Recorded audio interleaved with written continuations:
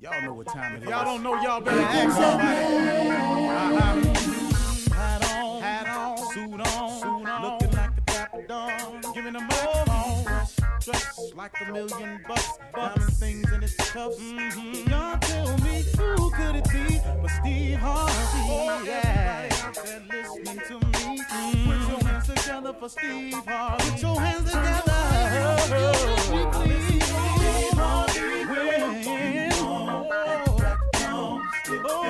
Steve Harvey, why don't you join in? Steve Harvey, come on, y'all. Better give me some eggs while I listen to Steve Harvey. Wanna join in with me?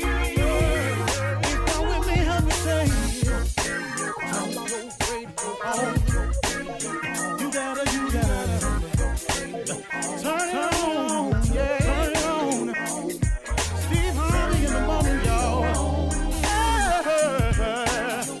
So y'all can hear me on. Turn it up. Steve Harvey in the morning, y'all. Yeah. Turn your radio on. You gotta turn your radio on. Turn your radio on. You gotta turn it on.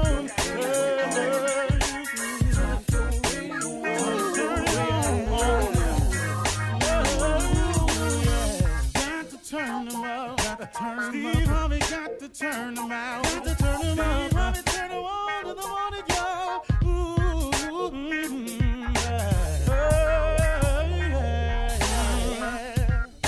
Come on, Steve.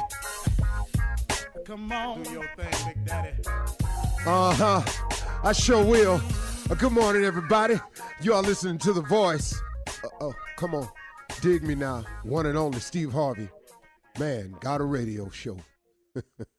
Boy, oh boy, oh boy. I can't even tell you, man. I've been doing some thinking, and one of the things that I wanted to mention today to you as one of the principles of success, being grateful at all times is difficult to do. Being grateful at all times is very difficult to do. I find that to be true with myself. Now, there are others that might be able to do it, but just from talking and listening and living and learning, being grateful at all times is difficult to do, but it's necessary because it's such an act of faith in knowing that no matter what's going on, it's going to be all right. And it's hard to see that when things are not going in your favor, when things have turned so dramatically the other way. And it seems as though you're the only one in the situation where you're involved with other people, or someone got an accusation against you falsely, or somebody trying to do something to you unjustifiably, whatever the case may be. When it's happening to you, it does appear to you that, oh my goodness, man, this is horribly one-sided.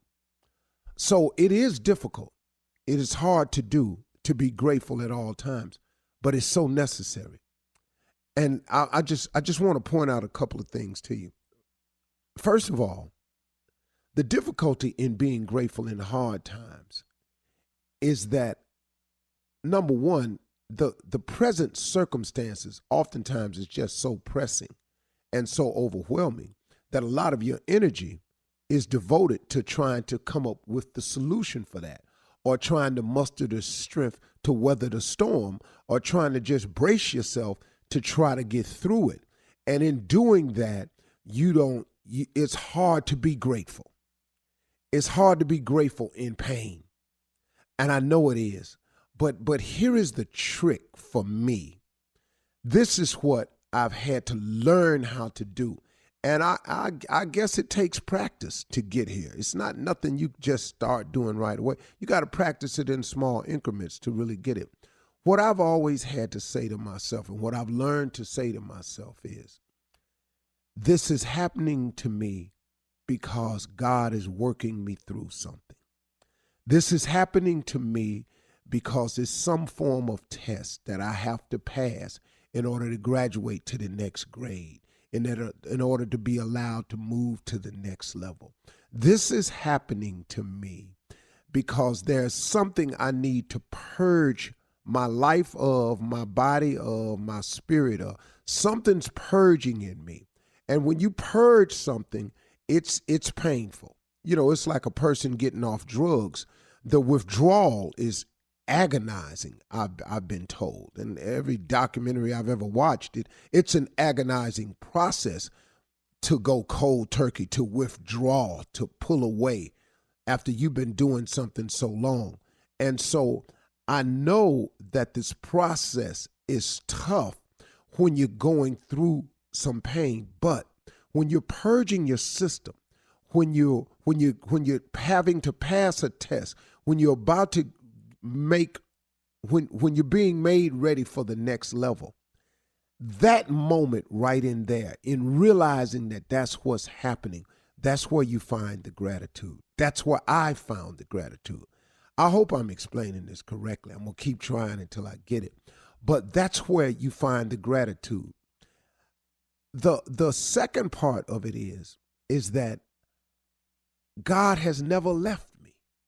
In all the things I've done, in all the mistakes I've made, all the lies I've told, all the situations I've gotten myself into from being greedy and wanting too much for me, at the expense sometimes of other people, not doing it deliberately or in a vindictive way, because I've never had that spirit. I'm not a vindictive or a mean person, but sometimes in my life, in wanting to do what I wanted to do, I didn't totally weigh out the cause and effect of the other person. I mean, can I just be real with you with that? I mean, how many times we done all done that? Look, it don't make you a bad person. You know, good people do bad things all the time.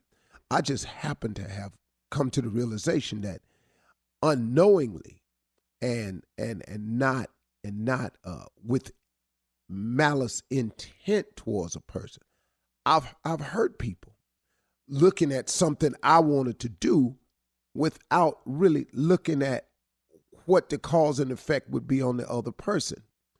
So in doing some of these things, I've created situations for myself.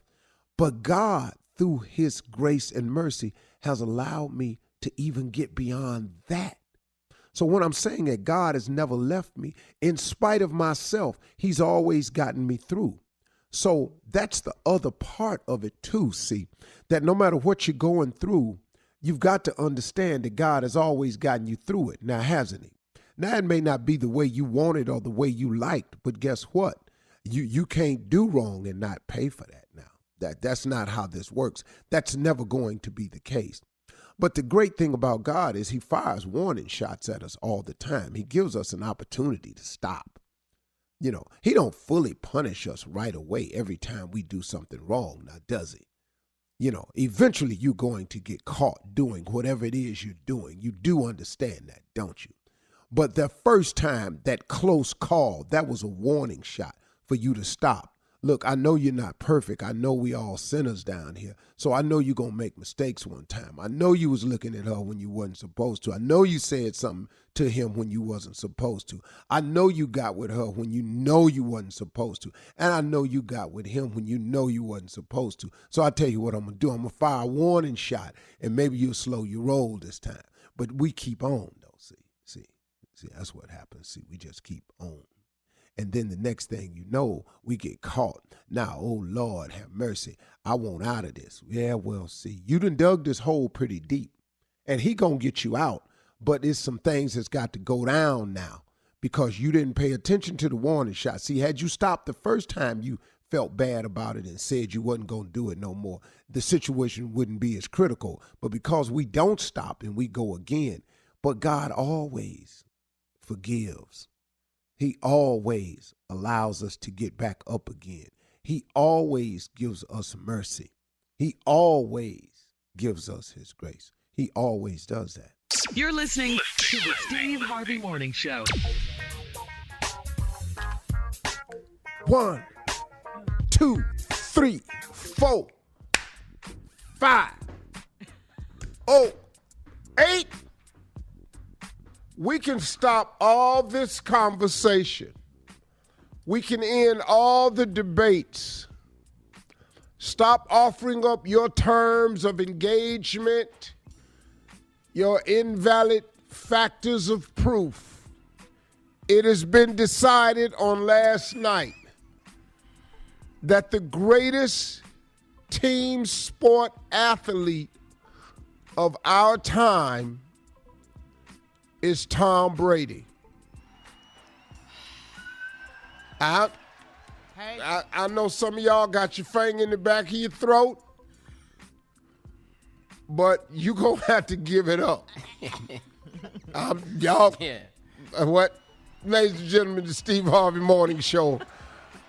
On the heels of history last night, you saw it, I saw it, a lot of people saw it. Tom Brady is the GOAT. The debate is open for anybody that wants to offer other things. I will listen. No, I will listen. You can start telling me what all everybody else did in their sport. I'll listen. I'm not changing my damn mind. Ladies and gentlemen, Steve Harvey Morning Show, dedicated to greatness. Shirley Strawberry. Good morning, Steve. Happy for the GOAT. Happy for the GOAT. Yes, good morning. Carla Farrell. He is the GOAT. But you're the GOAT, too. You're a GOAT, too. So there we have it. Greatness. I like what they say. Might have to take my statement back about Tom. Had never heard that before. Junior. Morning, Unc, man. Thank you for a great time yesterday, man. What a Super Bowl party I had with just me and Unc. Boy, we did it. It was packed. What? Two-man Super Bowl party. Oh, my son went and showed up for about a quarter, and then he left. Guess it was too dry for him. Oh. Y'all done had no babes. Yeah. Okay, go I'm sitting up here watching the Super Bowl with my daddy and a potential crisis. So let me get on out of here. I'll holler at y'all. Finish your introduction, Steve. You didn't finish. Well, who else is here? Ain't nobody else on the Zoom. Oh, okay. Just checking. Make sure my Zoom is okay. So your nephew, where is he? Ain't here. Are you kidding me? Always Super Monday. Always. I'm right here.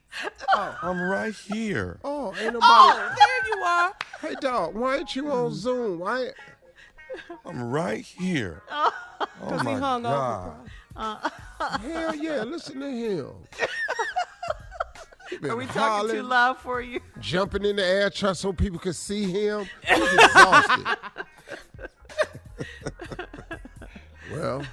All right, coming up in 32 minutes after the hour, we're going to talk about Super Bowl 55 and, of course, Ask the CLO right after this. You're listening to the Steve Harvey Morning Show. All right, right before we get to the CLO, Steve, what a game, what a game, what a game. Super Bowl 55 in Tampa Bay. Tom Brady, Tampa Bay Buccaneers beat the Kansas City Chiefs 31-9. No. Whoop they ass. Correction. I don't know what y'all talking about. That wasn't Kansas City field goal kicker, you talking trash this morning. Where was y'all at? Man. We'll talk more about the Super Bowl all morning. I mean, the performances were great from Jasmine Sullivan and Eric Church. I'm a new fan and a big fan of Eric Church. Yeah. Country singer. Jasmine Sullivan? Jasmine, yes. Oh Lord. Yes. Oh Lord. Killed it. Yes, she did. Yes, she did. Killed it with the country singer. Yes, Eric Church. She was beautiful and flawless. Oh, that was the boss performance of the night right there. It really was. It really was. So we'll talk more about it. Alicia Keys, her, okay, all of that. But right now, it is time to help someone. Ask the CLO is upon us. Are you ready, Chloe, Steve Harvey? Yeah. Let's go. This one is from Clyde in Georgia. I'm 44 and I'm going through a terrible divorce because I got cheating. I got caught cheating. My wife put me out and gave most of my clothing to Goodwill. We live in a small town and everybody knows our business. I'm starting my life over and I'm working on co-parenting for our 2 sons. My soon-to-be ex-wife is still bitter and she's making my life hell. She'll never forgive me, but is there any way I can get her to be civil in front of our boys? Nope. Oh, okay. Nope. One word Welcome answer. to the club, homie. Welcome to the club. No. Dude, she caught you cheating. No. Mine wasn't for that. Not saying I didn't, but I ain't get caught all the time. We're keeping it 100 this morning. Man, just no, dog. Ain't nothing, dog. Hell hath no fury like a woman scorned. She felt scorned. Here it is, partner. Dig in, buckle up, hold on tight. This is the strawberry letter, partner. Yeah, that's all And the this rest is of your right life, there. yeah. Hey, man, and it's gonna go on for years. Years until she finds somebody else to make her feel good about herself. Tag you it. Woo. The problem Right. with sin, it costs you more than you want to pay and makes you stay longer than you want to stay. That's the problem with sin. Welcome to the damn club. Oh, I thought you were going to say welcome to sin. No. All right, here we go. Shy in Delaware. Thank you, CLO. I'm 33 years old and I'm single. I started going to a new church in my area, and I have a crush on my pastor. I DM'd him on the IG to tell him that he's very handsome. He said to be sure to introduce myself on Sunday. So I did, or one Sunday. He DM'd me that same night and asked me to meet him across town at a restaurant in front of a hotel. He's engaged, so he's not off limits, but I think he's trying to meet up to have sex since we're going so far away. Or could it be that he's trying to get to know me? Please advise. What do you think? And what do you care? And what did you DM him for? All this is happening the way you wanted it to happen. Now you want some advice. Most restaurants is across the street from a hotel some damn well. But I'm going to tell you right now, the little restaurant you're meeting up in front of, it ain't that swanky of a place, because La Quinta Inns is always over there by Shoney's. And Red Roof Inns is always over there by Waffle House. Now, you got to make up your mind. I don't know what kind of church this is. I don't know if it's no big one or nothing like that. But most restaurants is over there by a hotel. Now, yes, he's engaged, but so he's not really off limits. Then what you DM the man for? And you got a crush on him, and he invited you to dinner, and you going. Girl, stop. What? He was What? quick to answer, too, huh? Right away. And I'll Right tell you one away. thing, he ain't no old pastor either, because he got DM skills. I still don't know how to get into my DM. On the gram? Really? No. You get a notice and everything. No, let me tell you something. I don't know how to get into DM. I don't know how to post nothing. When you see something on my Instagram, somebody on my team done posted. I don't even know how to post. Well, that's cool. No, and I had You to had make people somebody take to do stuff it for down. you, at least. Yeah. I don't know half the stuff up there till I get a text from one of my old ass friends. I see you, boy. What? All right, so she's in for a ride with the pastor. All right, sure. Literally. All right, Donna in Vegas, CLO, says, I've been single for the past few years, so I took matters into my own hands, and I'm dating 3 men because the old way of dating didn't work. I spent 4 years with a man that wouldn't marry me, so I decided to have 3 options instead of wasting time with one guy. My brother said I need to tell the men I'm casually dating so I don't get caught up in a situation. Men don't warn us when they're seeing a bunch of females at one time. It sounds so crazy for him to suggest that. Should I tell the men or not? Well, because it's CLO. double standards and your brother knows it's double standards. Yeah. Period. So, like, let's suppose you do like one of them, but let's suppose in this plan that you have of creating 3 options, that one of those options actually goes, wow, that's wifey material. And then he finds out that you've been dating 2 other dudes. You falls off the wifey wagon right fast. So now where you at? And that's why he's saying you got to be forthright so you can whittle out the ones that's in it to win it or the ones that don't care who you seeing. See, your brother's smart now to tell you that. Or you could just play your game out. You know, it could work out for you. You could play your game out. It could work out for you. But it probably won't. Because it don't work out for guys either. Yeah, we do it. But do we get away with it? Nope. No, you do not. Right.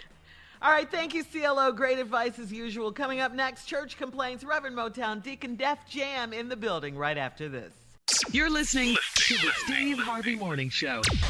Coming up at the top of the hour, trending national and entertainment news. Super Bowl 55, the commercials. We'll talk about the 10th annual NFL honors hosted by our very own chief, Steve Harvey. We'll talk about all of these stories at the top of the hour. But right now, it is Super Monday, and it is time for church complaints with Reverend Motown and Deacon Def Jam. We gavel, graciously. We motifatantis. Lead. Postulate. Amen. In the way that he would have us dichotomize. We all. I said dichotomize. I'm preaching now. We are here to gavel on this Monday morning to have the differentiation Amen, of Pastor. enunciation of complications of situations. Look at that. Asian up in here. now. You don't hear me now. These is the church complaints. Go ahead, Deacon. Pastor, the church commercial did not air that was supposed to air. You know, we paid $300 for the commercial to air, and it didn't run. And they want to sue CBS for this, that our commercial did not run. So you need to talk to the powers that be. But we paid $300 for our commercial to air, and it didn't air. Deacon, based on the prices of the Super Bowl commercial, your $300 allows you to say that you had submitted a commercial. We paid $300, Pastor, and we don't understand. And for the $300, you get to do just what you was doing right now. You get to say you submitted a commercial. They not airing a damn thing for $300. Not CBS, TBS, or UPS. Ain't nobody doing nothing for $300. Amen. Come on. You better preach. All right. This is a situation with you. Now, the JPJJ booking house made a lot of money off the big game yesterday. We noticed you left right after the game ended and didn't pay out. Now, when do you plan to pay these members? Because you owe a lot of money. And let me ask you something, Deacon. Why do I owe money for the booking? What was the situation exactly? Well, we had the Super Bowl pool, and you bet almost about $1,000. You had different squares, but you didn't win. But you also owe some people some money. So I'm trying to figure out how is I'm betting on squares, but then lose on squares. You see. Amen, Pastor. Minister to the people. I can't be the bettor and the bettee. Come on now. See, y'all don't know the rules of gambling. But you do, Pastor. See, I didn't start the pool. The pool was started by Deacon Def Jam. This is his pool. Wait a minute. Yes, now, you're not going to put it on me now. See, I put the $1,000 worth square. Who I give my $1,000 to? Did I give it to you? Yeah, but... Hello. That's because you came to me with the square game. I bet my 1,000. Yeah.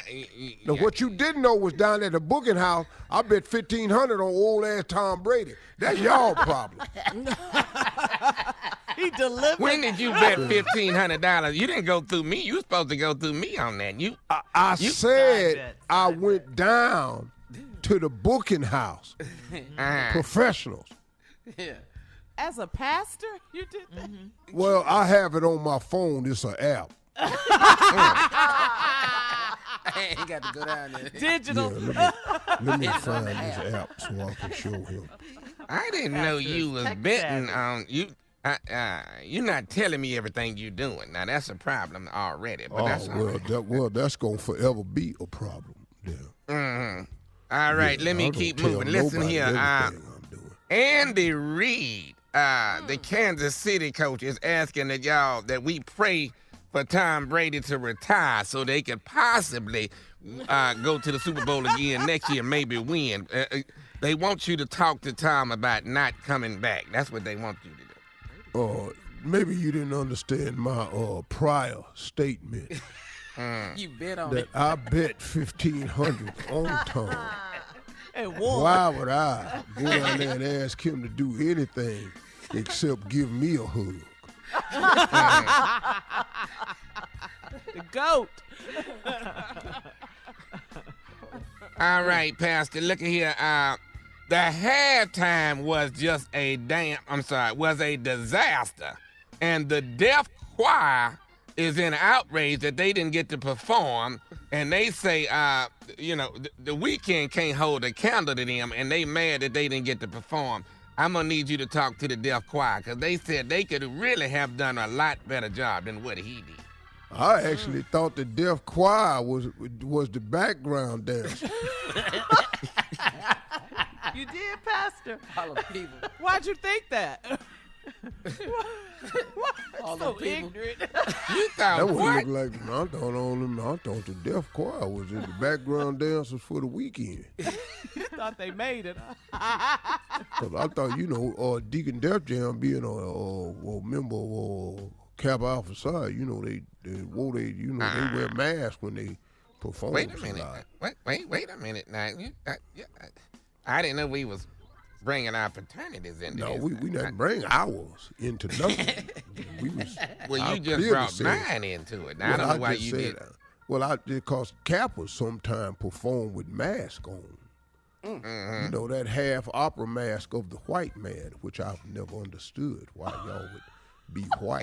And sometimes the Qs perform with their shirts off and sweating that's all that's fine and good. We can take our shirt off, but why we would wear a mask of a white man is what I was wondering what was going on with that. You're not gonna sit here and do this to no Kappas. Now you're not gonna do it. Now I will come out this voice. I didn't say nothing wrong. I will come out this voice. Well, now hold on. Now I want you to understand the question. I was not saying anything was wrong with it. I was wondering about it. Why? Well, I ain't never wore no half white man mask, but what you're not gonna do is come at the Kappa. That's what you're not gonna do. Well, you as a Kappa, I ain't want no half white man nothing. Well, I've just seen it on a lot of times. I don't know what that is where y'all wear the mask. Okay, well, one more suggestion like that, and you're going to get half an ass whooping that because you talking about I wore half a white man. I ain't want no half a white man. Well, if you're talking to a Q, that half an ass whooping is all you're going to be able to issue because the rest of it going to be for you.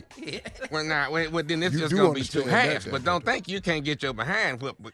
Coming up. I tell you what, I ain't gonna whoop it a half mask ass white man. That's who ain't gonna. Entertainment and national news right after this.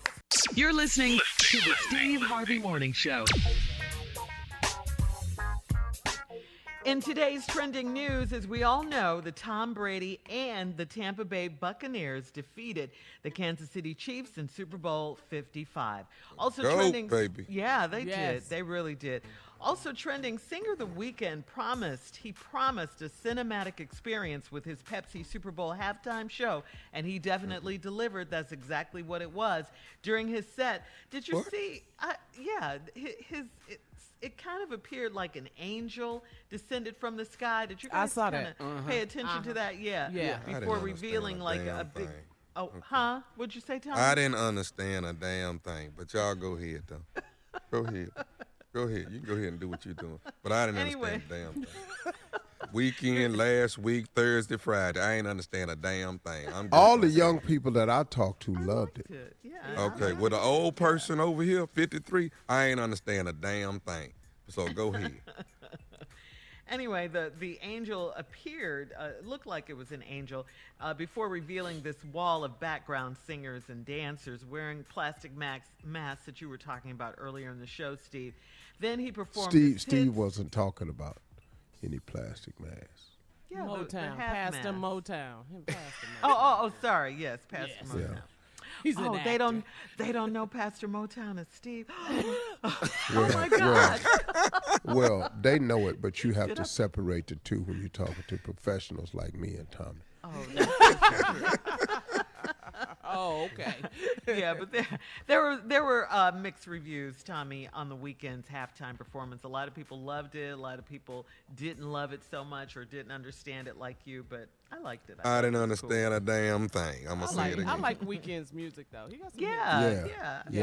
I like his Yeah. music, but halftime, I didn't understand a damn thing. Well, his dancing skills is equivalent to mine. And that's what I was concerned about. I was going, hell, dog. But it was a big show though. It was big halftime. I performance. could have done the steps he was doing. He looked like he did all the Michael Jackson moves for a 65-year-old. we not gonna quite moonwalk. We just gonna walk. All right, guys. So let's talk about the commercials. Which ones were your favorite? Okay, there was the State Farm one with Jake from State Farm, and then Drake from State Farm. I like that one. That was fun. I that like was that cute. commercial. Yeah, they that trying was to talk really at the cute. same time. It was That was cute. Cardi B popped up on the set of Wayne's World to promote Uber Eats. You saw that one? That was cute. Yeah, I like that one. Yeah. Sad the Entertainer, Steve, had one, the Bud Night, and him and Post Malone. Yeah, Remember Sad is that? always Yeah. in Super Bowl. Yeah. He's always in Super Bowl He is. commercials. He is. Yeah. My favorite, though, was Tracy Morgan appearing in those Pretty Sure Rocket Mortgage commercials. Those were good. Yeah. Loved them. Love those.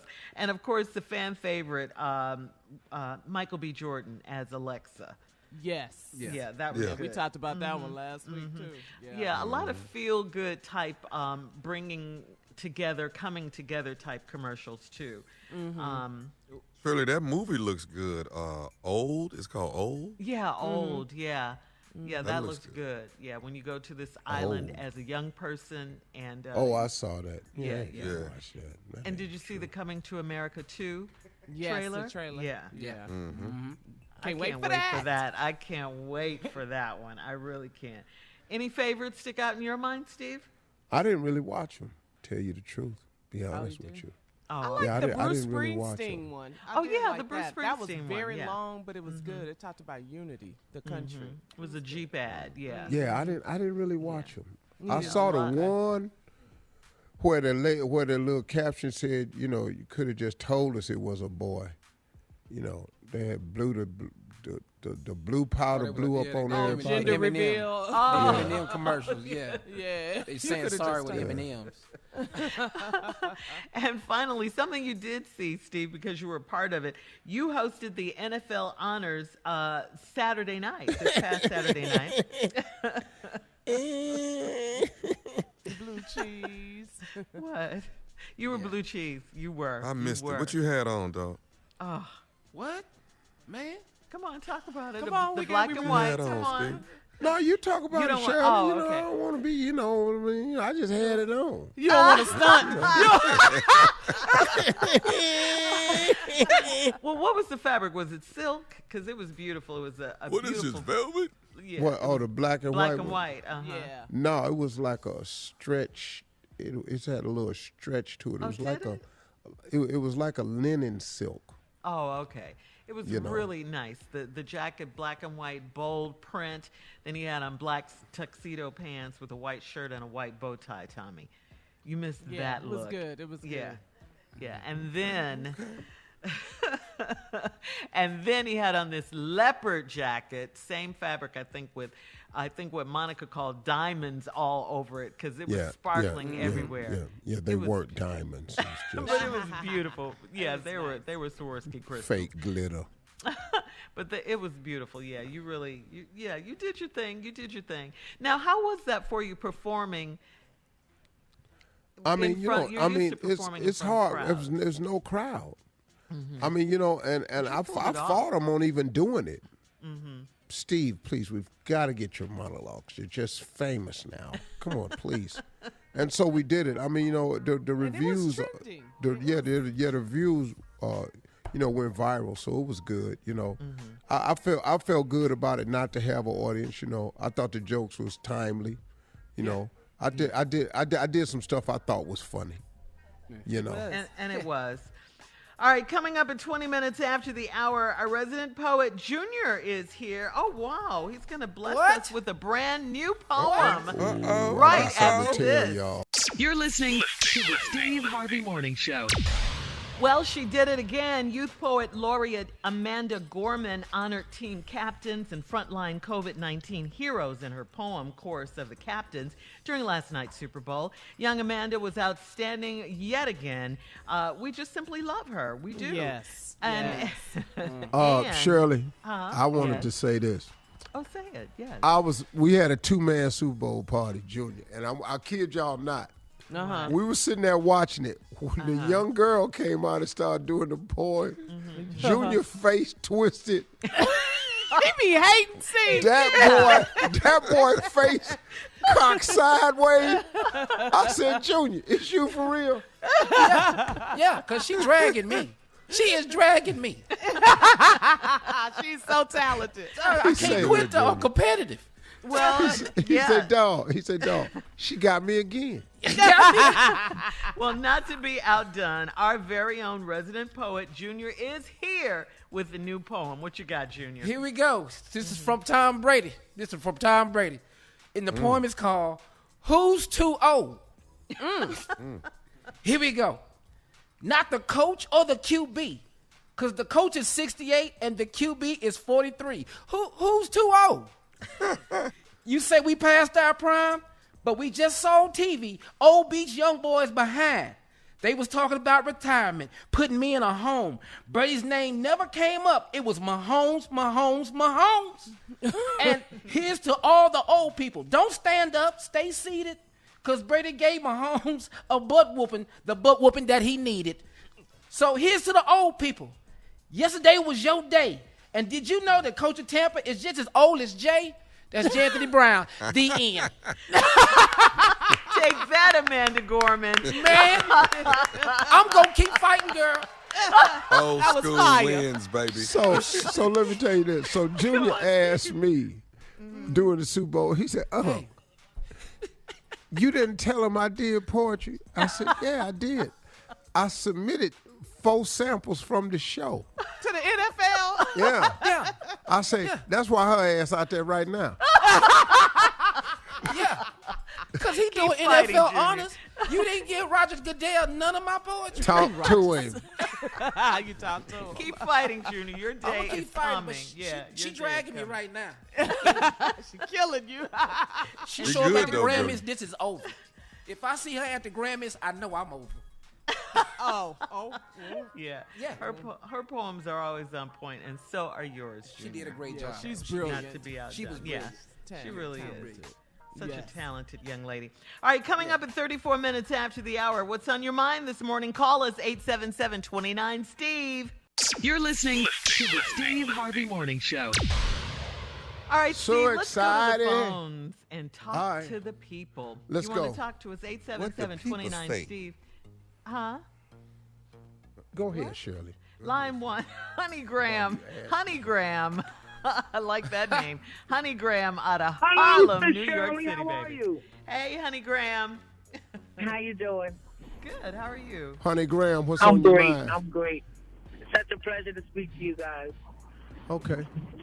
What you got, honey?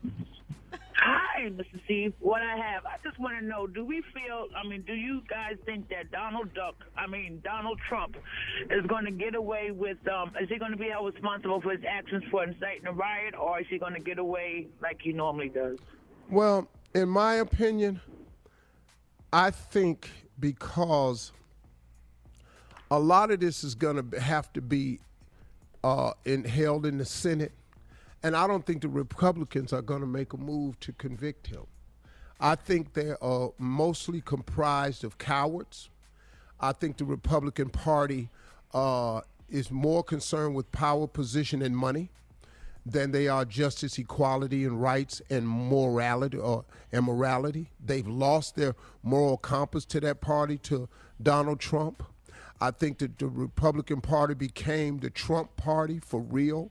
I think they're scared of him, and I think that they're not going to do much. Now, he is going to pay in another way.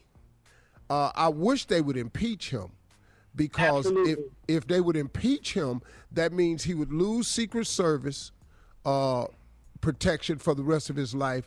He loses the salary, and he's unable to run again for political office. And all I want is him to not be able to surface again in the political front. And I think these people are going to find out how self-centering he is once and for all, because he's going to desert them. Because once he finds out he can't run for political office again, he's gonna disappear. He don't care about people, you know.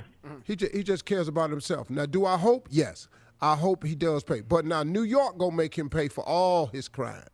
Yes. They not playing. They waiting. Right. All this divulging of taxes and all of this and hiding all this here. He gonna need a lot of money. So that's my opinion. And that's my hope. But he will pay on some level. Because, just simply put, God don't like ugly. So, and he has been very ugly. That's my opinion, Honey Graham. All right. Thank you, Honey Graham. Let's go to line 2, Steve, and talk to Donald out of Philly. Hey, Donald out of Philly. 2 of my favorite names. My brother and my uncle's name is Donald. And I love Philly. 105.3 WDAS, sound like Philly to me. Yes, sir. What's happening, crew? How y'all doing? Yeah. Hey, I just want to say that this is Donald, the NASCAR guy with the children book. I haven't talked to y'all in a while. But I just want to say, that in the middle of all this that's been going on, it's been one of the best years for me and my wife and my family. We got a daughter in community college. We got a new book. And I'm dealing with some of the people from Shark Tank with it. And I just want to let everybody know just to be encouraged, because in the middle of all this storm, God still takes care of his people. Come on, boy. All right, Donald. Thank you. God does his best work in the middle of the storm, because that's when he's most needed. That's right. And most sought after. And when you seek him, you shall find. Ain't no doubt about it, boy.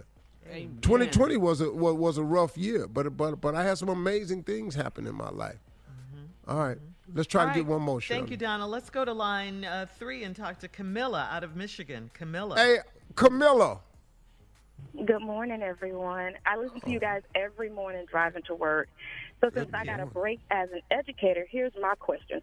When do educators become frontline valuable that we are able to get the shot? I have friends in California, New York, Alabama, Florida, Louisiana. Some of them have not even been vaccinated, although they've been asked to register for it. Yeah. Well, I agree with you. It's to my 100%. Understanding that they're in the process right now of doing it, because in Georgia, they're moving now, because I just saw the news and they have a lot of educators lining up. It's been slow. It's been slow because the previous administration had no plan for administering the vaccine. Joe Biden and Kamala Harris are on a fast catch-up pace, so it's going to happen, but you all are very important to the cause, so please don't give up. You all we are love very our important. educators. We do. We Very really important. do. Thank you, Camilla. Y'all. Appreciate all the calls today. Coming up next, the nephew with the prank phone call right after this. You're listening to the Steve Harvey Morning Show. Whoa, stay out the waterfall. So random, I'm Steve. sorry. Yeah. They're just All out right. of nowhere. Coming up at the top of the hour, right about 4 minutes after, it's my strawberry letter for today. The subject, the little gremlin, is here to stay. We'll get into that in a little bit. Yeah. Okay. Oh, no. Right now, though, the nephew is here with today's prank phone call. What you got for us, Nap? Edible fruit delivery. Edible fruit delivery. You had it before. You got it. Somebody sent you one every now and then. You got it before. Check it out. Let's go, Cat Dog. Hello, storage. How can I help you? Hi, I'm trying to find Chad. He's not in right now. How can I help you? Okay. All right. Well, I'm sorry, man. What's your name? Who is this? My name is Perkins. I actually have a delivery, edible fruit delivery for Chad, and I'm trying to make sure I got the address and everything correct. Oh, well, who's it from? I think it's from you. Your name is, what's your name again? Davina. I didn't order any edible arrangements. Okay. It's for Valentine's. Let me see. Yeah, that definitely must be a mistake. You sure it wasn't Chad ordered some edible arrangements for me? I think that might make some sense. Oh, it's for Chad. Okay, here it is. Who sent this? Miss Dorita. Dorita. Oh, no. That's not me at all. I'm Davina, and that doesn't make any sense why she would send anything. Okay, right. Hold on. I'm Chad's your name wife. is Davina, but the name that's that a sent totally this. different person. Okay, so do you know Dorita Clark? Who is that? Oh, that's not someone I associate with personally. That's Chad's ex-wife, and that doesn't make any sense for her to be sending us anything. So you don't even have to bring that over. I don't think she sent us. She didn't send it. She sent this to Chad. She didn't send it to you. Okay, well, I'm just gonna let you know we don't need that delivery. So thank you anyway. You can go ahead and you can keep that for yourself. We're all set. Hold on, Miss. I'm gonna make sure I say the right name. Hey, don't worry. Don't worry too much about that. If I don't make my deliveries, I don't get paid. I have to deliver this edible fruit, man. Okay, I have to deliver this doesn't make any sense. So I'll just discard it myself if you need to bring it. But I'm sure I have to bring it. But let me ask you something. I mean, this lady. I'm not trying to pry into anything, but I mean, have you bought him anything for Valentine's? No, I haven't. But I have plenty of time to get him something for Valentine's. But the ex-wife done bought something. That don't make sense to me. Why haven't you bought anything for your husband? All right. I don't think you need to worry about what I get for my man or what I don't get for my husband, all right? That's none of your concern. Well, neither evidently is... this other lady, Miss Dorita, is concerned about making sure he gets something. I'm sorry. Who am I speaking to? My name is Perkins. Okay, and I already told you we don't need no delivery. I don't need you asking me questions about my marriage or anything for me else. To get paid. All right, well, let me tell you, I'm not going to fight with you on the phone. We're not going to be two fools here arguing. I'm all set. Either. We don't need anything. What?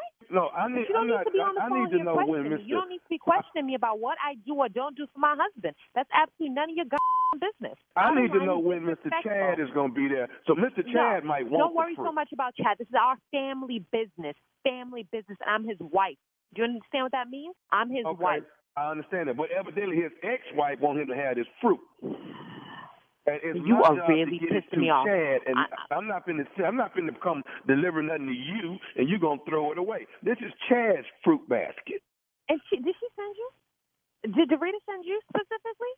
I just want to understand what the hell is going on, because you seem really invested in my husband's ex-wife. I don't even understand why, but it's gonna piss me off. So I want some answers. And you used the right word.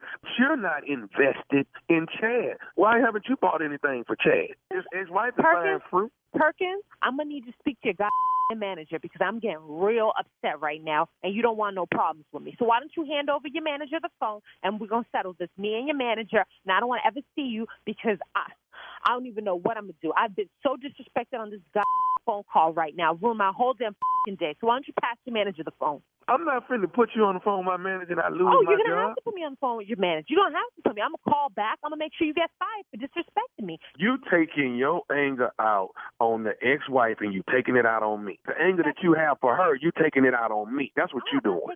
No, I'm taking out the disrespect that you keep laying on top of me like you don't know how to talk to somebody. I don't understand how you have this job calling me, disrespecting me like this. All I'm saying is the lady wants Chad to have this fruit basket. And that's none of your business. None of your business. So like I said, give your manager the phone, because I'm going to see to it that you're fired. Okay. All right. Can you hold on for a minute? Yeah, I can hold on. Go ahead. Hey, Tom, this is the man's wife. she don't want me to deliver the stuff because the ex-wife is who sent it to him, and she don't want me to make it deliver. So now she got an attitude and she cussing at me, and I've been talking crazy to her, and I haven't. They get some kind of the bouquet of stuff is for him, the fruit basket. I need you to just give your manager the phone. If that's enough explaining, I'm gonna tell him what happened. Hello. I need just to get the phone over. Hello. Who am I speaking with, please? Hi, my name is Davina, and I need to talk to you about your customer service delivery person, whatever he is. I have been so disrespected on the phone. I've never been met with such hostility on the phone before. At this point, I just want to put this behind me. I just want you to take care, make sure you speak to him, penalize him if he doesn't understand what he just did. But he just I will definitely reprimand him for that. Yeah, and I don't want him making no delivery. Not to my place of business. I'm here on Friday all day. I don't need any delivery. So you don't want him to make the delivery, but can I ask you a question? Don't make the delivery. I'm sorry. Go ahead. Okay, I can't take it.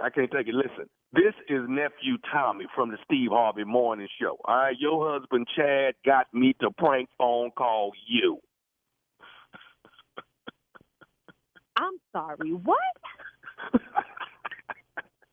This is nephew Tommy from the Steve Harvey Morning Show. Your husband Chad got me to prank phone call you. Oh my God! I can't even believe this. Are you serious? Me and your husband Chad got you, girl. Wow! I'm so stressed. I'm gonna kill my husband. Let me ask you something. What's the baddest, and I mean the baddest radio show in the land? The Steve Harvey Morning Show, for sure. Whoa. And there you have it. You play There you have it. I'm playing sorry, with people what? about fruit and they valent their husbands. Yeah. DeVita, Dorita. Yes. And Perkins. Where'd you get that name, Perkins? But you know what, though, dog? But to get indignant, though, can I? Yes. But she gonna get him something, but you ain't. Your opinion. She said, you know what? You seem to be really invested in the delivery of these, but what you got to do with this right here? She was a smart sister, you though. bought him anything? Why haven't you done What? anything Excuse me? Right. Yes. I love when you talk to the manager. She mad. Boy. I'm telling the manager. I'm making it smooth for me. I'm trying not to lose my job. Oh, with deliveries. I don't get paid. I love Perkins, the name, though. Excuse me, Perkins. That's a last name. You just go by Perkins. Yes. Yeah, just Perkins. You know, I'm the delivery guy. That's what I do. I'm not finna lose my job because you ain't done nothing for your man. Hey. I know. That's a personal problem. That's that. Hey. So ex-wife gonna give him something, but you ain't gonna give him that. You have a delivery for us? No, not for us. For him. I didn't say us. Husband. I said for him. For Chad, not you. You have nothing to do with this, okay? You are so wrong. Oh, plays way too much. You like too much. Okay, do something for your husband, okay? Do something for your husband. Because you have it, lady. Oh, scare me with these. Ain't nothing like a good prank on a Monday morning. Ain't nothing like it. Super Monday. All right, nephew. Thank you so much for the prank. Strawberry Letter coming up next. The little gremlin is here to stay is the subject. We'll be back right after this. You're listening to the Steve Harvey Morning Show. Sleeping in my bed, messing with my head. I'm gonna shoot somebody dead. Really? Hey. All right, we're moving on. Cisco.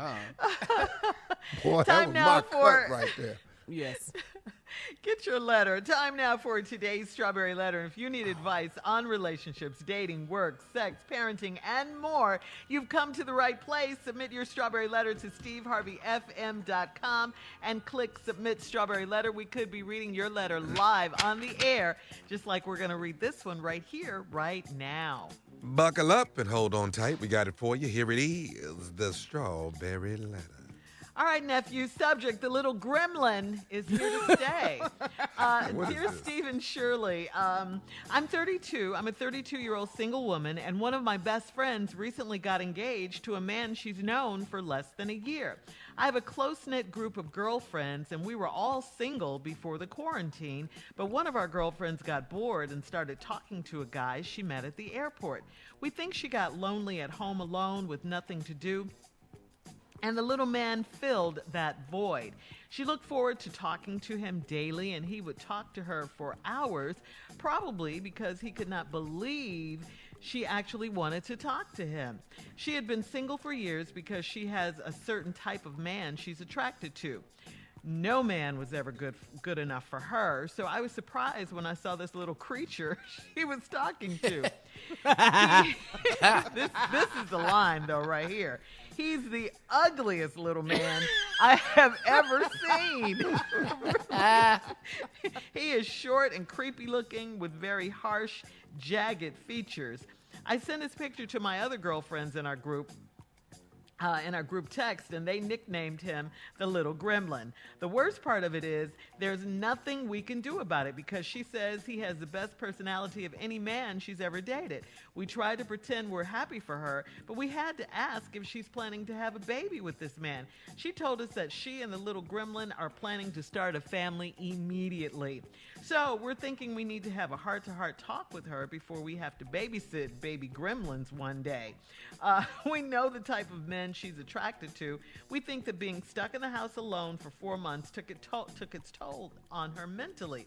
I know you're thinking that this is none of our business, but if we really believe this was the man for her, we would step aside.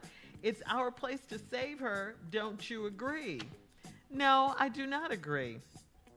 And you already know that it's not your business. What you really want to know is, would it be all right if you slapped some sense into her? I think that's what you're really asking at this point. And you know we don't condone violence on this show, so no. But as the saying goes, and you've heard it before, I'm sure beauty is in the eye of the beholder, and your friend obviously sees something in him, pandemic or not. Seriously, and have you even met the guy?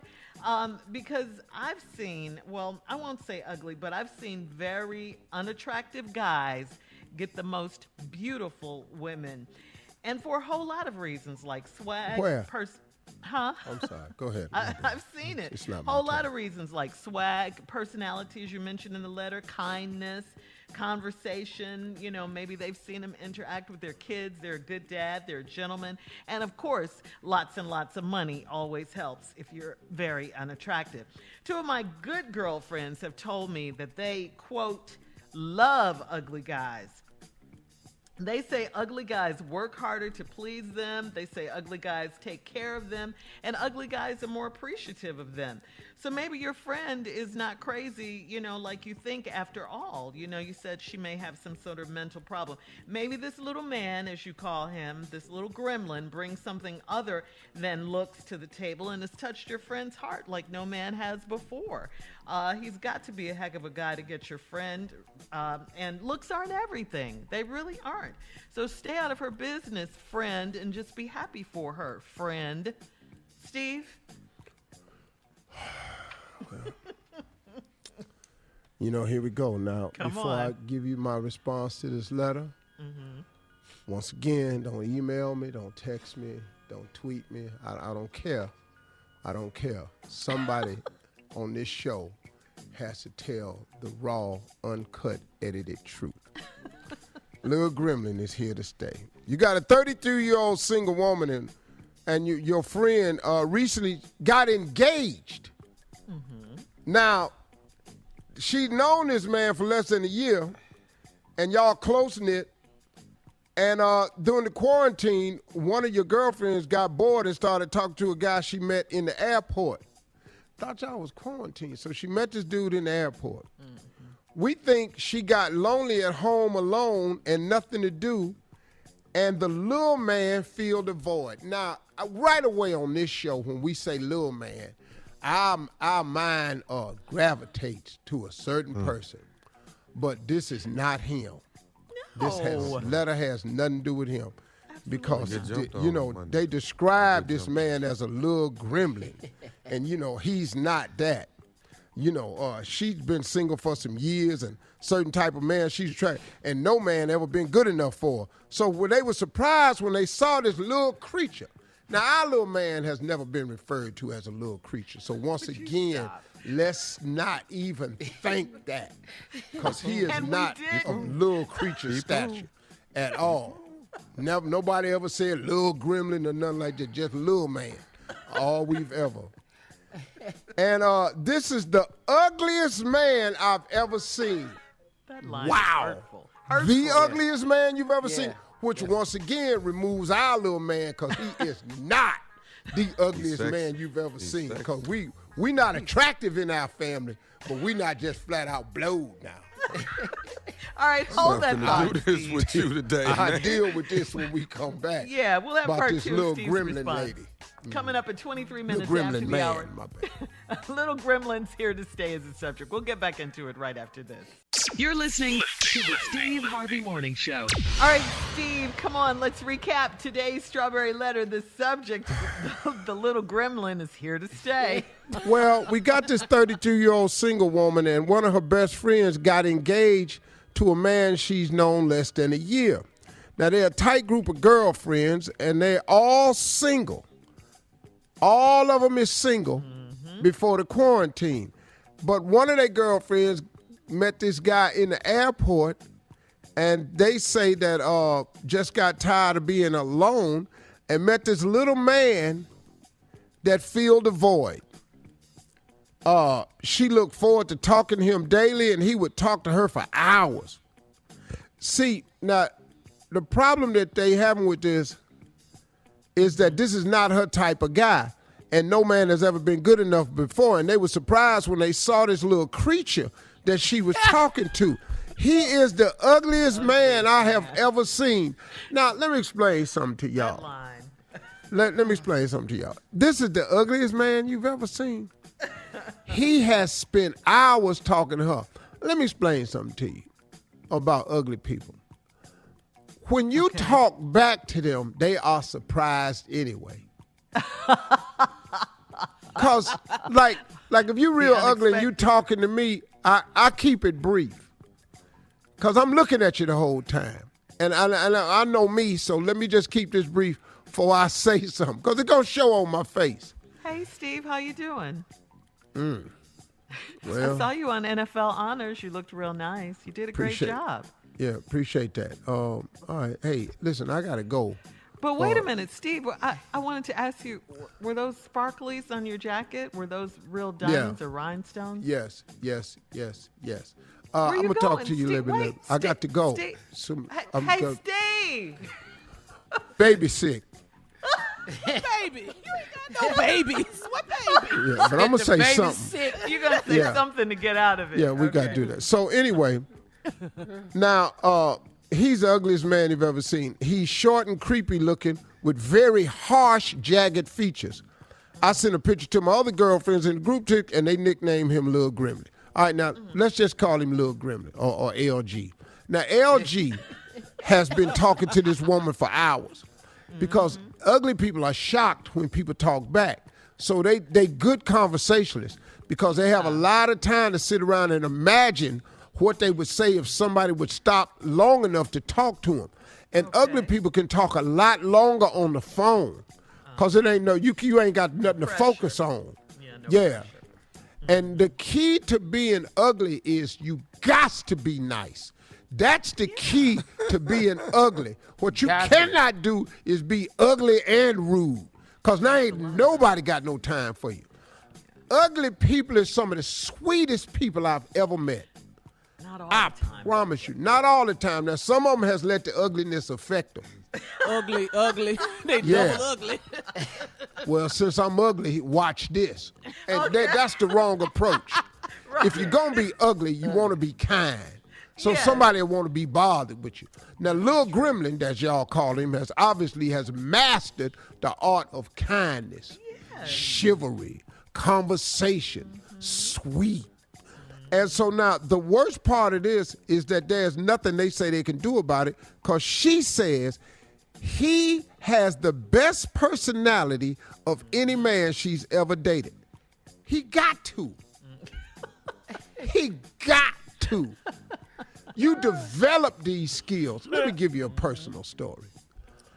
I've never considered myself to be an attractive man because I was never encouraged in the attractive arena when I was younger. Matter of fact, everything geared towards me was to let me know what was wrong with me. I was such a kind young guy. You know, I was always nice, but they forced me into being difficult with some of the reactions I was getting from girls. You know, I asked a girl to go to the prom and she said no, and then I asked her why, and I kept pressing her why she didn't want to go to prom with me. She said, because I don't like your facial features. Now that's a little shocking to hear as a young man. You know what I mean? It was crushing to me. You know, it was very hurtful to me. So I had to focus. Okay, what can I do to get these women to quit focusing on these obviously very large facial features that was crippling my dating game. So I developed my sense of humor, where I was always smiling, and they was at least glad to see me. So when I walked into the room, they were glad to see little Stevie, because he was happy, and I had humor. And if I had you laughing, I just, and all of a sudden they lean over touching me on my shoulder, laughing and stuff. I like getting touched. So if that's what it gets, so get funnier. So I honed my skills as a comedian because women enjoyed it. And that's one of the things. And so what Little Gremlin was doing, the Little Gremlin has developed the best personality in dating. Now, they tried to pretend they're happy for her, but we asked her if she was planning to have a baby with this man, and she told us that she and the Little Gremlin is planning on starting a family immediately. Well, y'all got to get ready to start making. I think I'm going to have to come back on this letter because I don't have the time to tell you. Oh, okay. Now, if they have start this family immediately, there are some words that you're going to have to learn to help you when you see this baby. Hold on, Steve. We'll come and back. I'll have them for you when we come back. The Little Gremlin's here to stay, part 3, right after this. You're listening to the Steve Harvey Morning Show. Okay, this is one of those times, we rarely do this, but this is one of those times when we do. Steve felt the need to do a part 3 of this strawberry letter for today. The subject, the Little Gremlin, is here to stay. So here's the whole thing. I'm going to just recap this very quickly. This young woman, she's 32, she's got a girlfriend. They've been in quarantine. She met a man in the airport, and after just 1 year, she's engaged. The problem that their very close-knit group of friends have is they've labeled him the Little Gremlin. They've said this is the ugliest little creature that they have ever seen. He has very jagged features. So obviously to them, this boy is tore up. But the girl says this man has the best personality of any man she's ever dated. They are engaged. The girlfriends are concerned because they just think this is going too far too fast. And then so they tried to pretend that they was happy for her, but they asked her if she's planning on having a baby with this man. She told them they gonna start a family immediately. I don't know. This is none of our business. We think we stuck in the house alone. They scared to babysit the baby because they don't know what it's going. Well, the baby gonna be tore up. Now here's the deal. Just off the bat, you think this baby don't have a chance of being cute? If this man is a little gremlin, there are some words you're gonna have to learn when you see the baby. And they have to be complimentary words, but allow you to get it out at the same time. Soon as you see the baby, first thing you should say is, "Oh my God." Okay. See, that's a compliment, but it's also relief. Here's another one. Look at this little bundle of joy. See, these are sweet things you can say to people that show you ugly babies. Then here's another one that I use when I see real ugly babies. Aren't you gonna wing your boo-boo? Baby that's talk. Baby talk coming. And then what I say, when you boo boo, which translation means you look just like somebody's ass. I see, you boo boo. You're going to need to know that. Then here's another one you want to say. Lord Jesus. Yeah. That's like a compliment and a prayer. And then here's the one I used when my boy Onion showed me his baby for the first time. I looked at that little boy, and he opened up that blanket, I said, boy, you look just like your daddy. That's your favorite go-to. You need all these terms when you see this baby. Thank you. Phone calls coming up. 877-29-STEVE. We'll be right back. You're listening to the Steve Harvey Morning Show.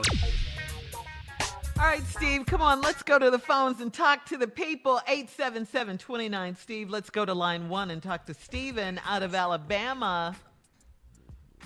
Who is it? Stephen. His name is Stephen. Hey, Stephen. Yours, baby. Hey.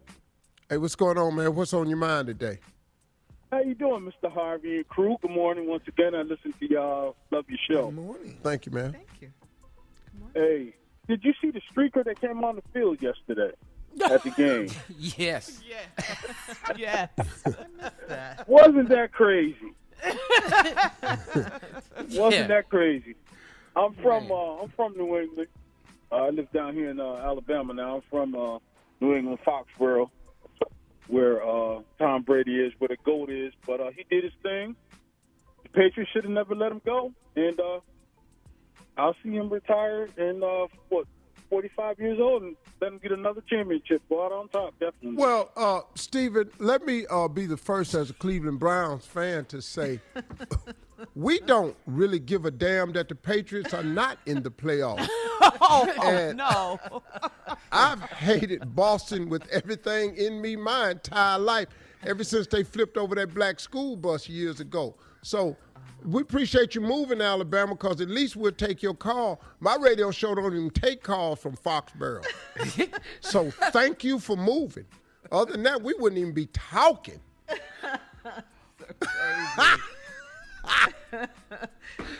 Thank you, Pacers ain't in the playoffs and the Browns was. Oh, Jesus.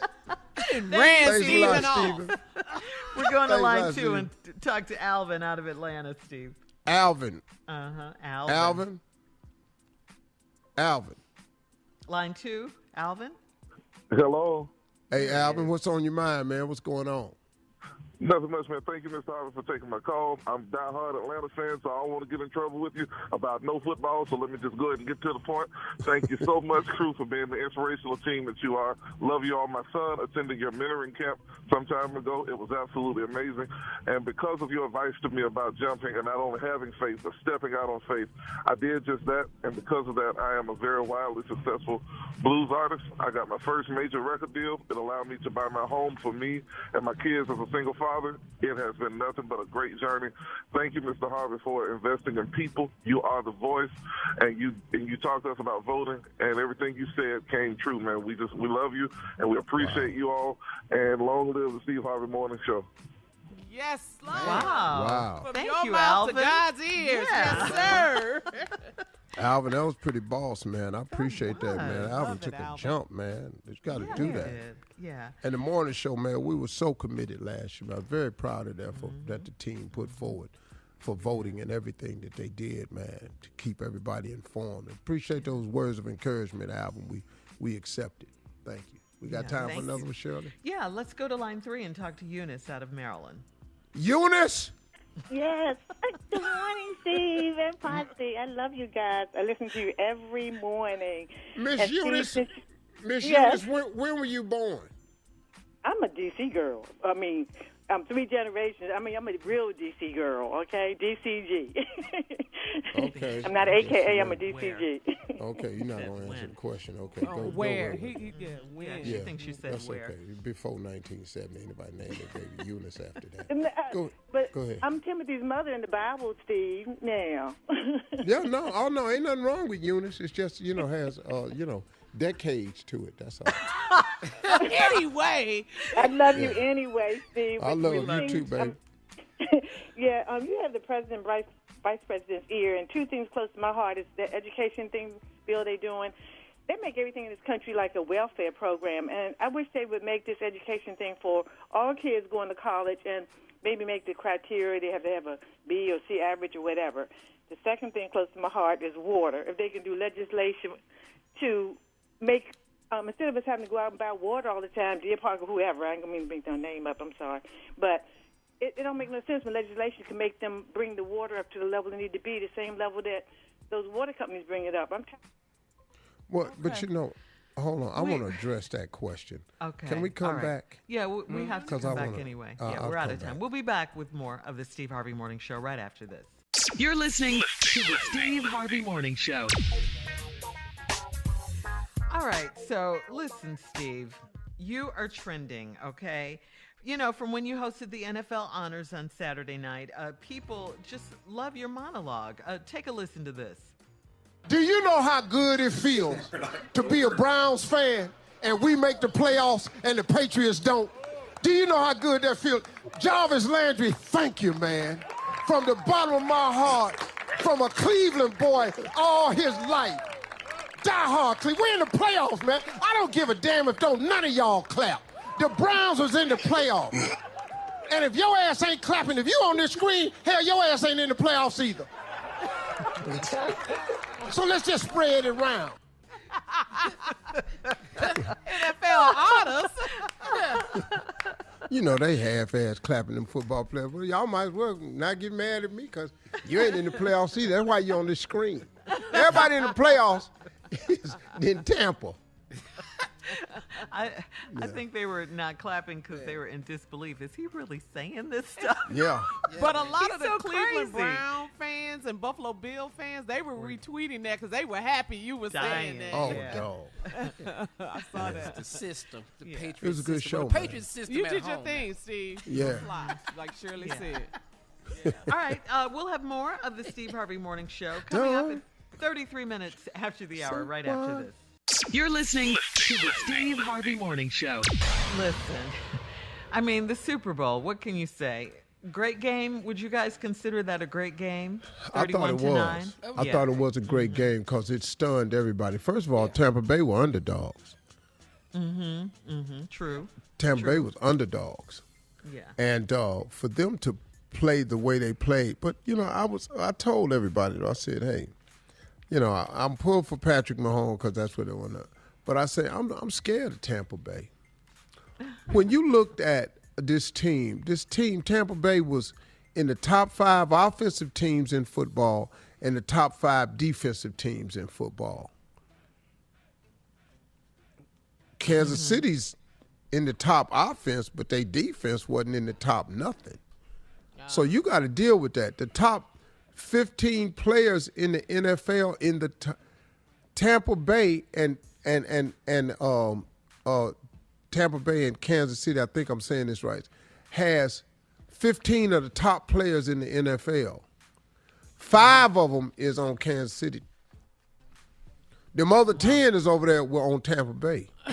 So there you go. You know, and what nobody really thinking about this. And then they played in Tampa Bay. This is their home field.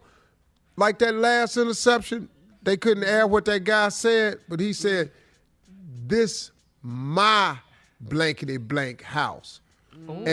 And you know, it's hard to kick a dude's tail in his house. It's hard to whip a man in his house. Yeah.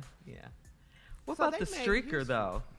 The streaker that ran out on the field. That was ran exciting. all the way down to the 1 yard line. That's got way closer than Kansas City ever got. I think the Chiefs gonna sign him this morning. Rushing yards, huh? Yeah, more rushing yards than all of the running backs for Kansas City. Everybody thought that Kansas City had a chance when they stopped Tampa Bay on that goal line stance. That was a strong stance. And I wasn't really worried about the game in the first half because Mahomes, they played such a thing. But Mahomes was running the entire game. Running for his life, seemed like, from defense. Oh, wow. Yeah. So this is history, right? Tampa Bay won the first team to win the Super Bowl in their home city, right? Oh, yeah. Right. Yeah, in their own city. Yeah, that's historic. Right. And you know what else? What about the female referee? That was the first time Yes, I'd ever that's seen that. historic too. Yeah. That was, NFL. yeah. Wasn't nobody excited about that. Whatever. The women were. Yeah, I was. No, y'all wasn't. I It wasn't all that cool, you know. No, I really was. I mean, she was a referee. Good job. I mean, she did a good job. She didn't make no mistakes. You know, She made history. it was the as well. Super Bowl. I ain't caring about that. I'm watching the Super Bowl. I got money on this game. I don't give a damn who that. Say that You can have then. ponytail all you want sticking out the back of your hat. What I care. I'm trying to win this paper up in here. All right, coming up, last break of the day, closing from Steve at 49 minutes after, right after this. You're listening to the Steve Harvey Morning Show. All right, here we are, Steve. Last break of the day on this Monday. Super Bowl Wow. was yesterday. Yes. Great Super Super Monday, Bowl. huh? Yeah, Super Monday. That's what we're calling it, of course. Yeah. Yeah. It was fun. It was great. Even I sat down and watched a lot of it. Yeah. Oh, good. You watched the You game. sat down and watched a lot of it. I'm lot of excited, it. Shirley. Yeah, I watched a lot of it. Sat down and watched a lot of it. Because I was cheering for Tom Brady. I was, because I loved his story. I just like his story. 7 Super Bowl rings, boy. GOAT. You got 7, huh? And 7 out of 10, that's a pretty good winning He's percentage. the greatest team sport athlete, the greatest team sport accomplishment of any athlete. Because it's so hard to get to the Super Bowl. It's so hard. He made it look so easy. Easy. Earthquake I mean, said yeah. he posted like Tom Brady just went to a team. Y'all want to go to the Super Bowl? Yeah. Yeah. Who want to go to the Super Bowl? Yeah. Oh, we going. I mean, you know, like, and I think, like, in terms of sports, like, you know, it's always been thought of as the greatest team sport athlete has been Michael Jordan. And in basketball, there's an argument now because, and I've been listening to people's argument about who's the greatest basketball player of all time. Is it Jordan or is it LeBron? Hey. And, you know, man, Jordan had 6 NBA titles, never went to an NBA Finals and lost. And he played basketball in a different era. The young cats today don't understand what that era of basketball was. Wasn't no flagrant fouls. No. I mean, man, them cats, and they had some dudes that stayed in the paint that made your life rough. And it was a totally physical game of basketball. Basketball was a physical game. And he won 6. LeBron has won how many now, Junior? 4. 4. LeBron has won it on 3 different teams. Yeah. And was great for me because he came back to Cleveland and won one. Right. He was in Miami, won 2. Then he went to L.A. and won another. Everywhere this guy goes, man, he's championship material. So he is making a strong argument to be known as the greatest basketball player of all time. Has it surpassed Jordan yet? He's very, very close. And an argument can be made for him right now. And if I had to pick between the two of them right now at this particular moment, it would be very hard for me, man. I'm going to tell you right now, it's very hard for me because I love this cat, man, because he came to Cleveland and gave Cleveland the title. But he in L.A. and he got another one. And this is a bad dude. And his social consciousness is That's what I love. so crazy, man. The schools and stuff he's doing, you know. Yeah. And I think Michael got a bad rap for not being socially conscious, but he was. But they took some stuff he said and they put it in a negative way. The whole comment about, you know, Republicans buy shoes too. I think a lot of people took that out of context as he didn't care. But Michael does care. And then, you know, I mean, he just gave, for this new cause, Black Lives Matter, $100 million. Yeah. Oh, he's showing up now. Oh, I mean, you know. Not to say he didn't before, but now Right. we are hearing about it more. For $100 million, you can say you are the greatest Yeah, you've basketball arrived. player. Yeah. But I do like the young people today, man, because I'm going to tell you something. Black Lives Matter movement really, really made a difference, and it's rivaling, what civil rights movement was. For those of you that's not old enough to know this, but I was alive when they was talking about black people can't drink out of this water fountain, and black people had to go to this. They had colors only water fountains in West Virginia. You know what I'm saying? They had, colors only restrooms in West Virginia. I'm old enough to have seen that, and so civil rights. That was times when blacks couldn't eat at certain lunch counters.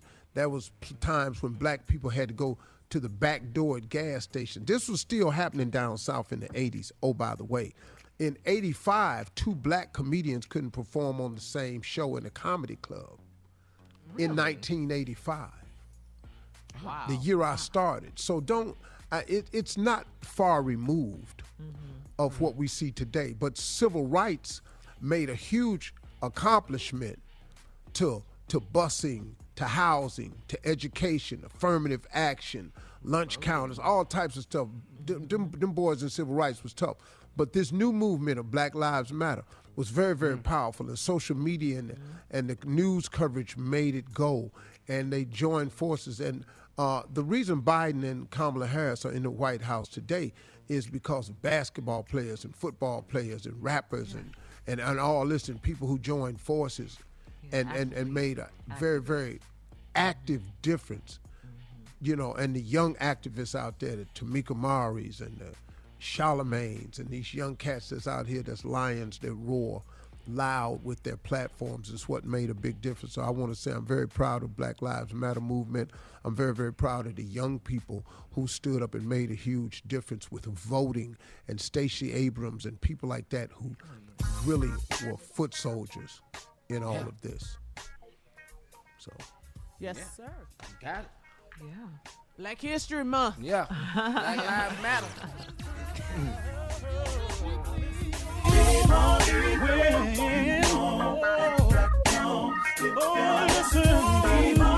For all Steve Harvey contests, no purchase necessary, void where prohibited. Participants must be legal U.S. residents at least 18 years old unless otherwise stated. For complete contest rules, visit steveharveyfm.com. You're listening to the Steve Harvey Morning Show.